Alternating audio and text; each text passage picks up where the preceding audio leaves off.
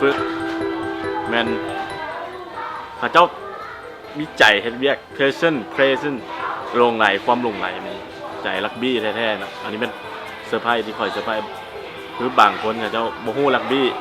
มีหลายคนเนี่ยที่บ่เคยฮู้รักบี้เลยแต่ว่า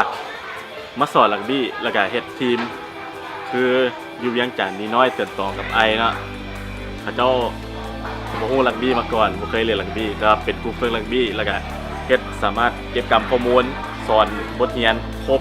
ทุกบทเรียนแล้วก็ทีมของเจ้าได้เป็นแซมอยู่การแข่งขันเครื่องฤดูแม่น3ทีมของเจ้าแม่นเข้าคัพไฟนอลเบิดเลยคัพไฟนอลกับซีไฟนอลแม่นเจ้าเก่งหลายเซอร์ไพรส์อีกอันนึงก็แม่นอยู่เวียงจันทน์แม่นมีครูอาจารย์มาช่วยในการจัดการมีมาช่วยเวียงจันทน์แม่นมีหลายอาจารย์เข้าร่วมแม่นเฮาสามารถเฮ็ดเวียกกับเด็กน้อยได้หลายขึ้นแล้วครับเวียกเฮาแม่นไปง่ายขึ้นเนาะ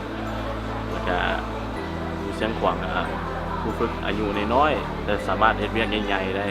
คือไปแบบสามารถจัดการแข่งขันการ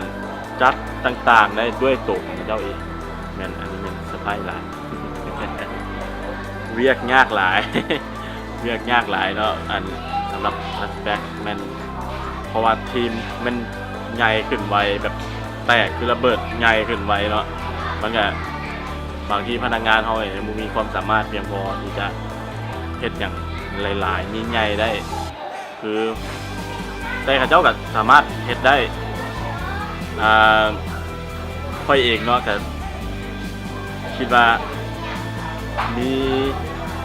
มีหลายทักษะที่ต้องทุกอย่างต้องออกมาใส่ทุกอย่างการจัดการการสัมภาษณ์มีต่างๆคิดว่าทัชแบ็กมาก็สร้างความสามารถให้เขาอีก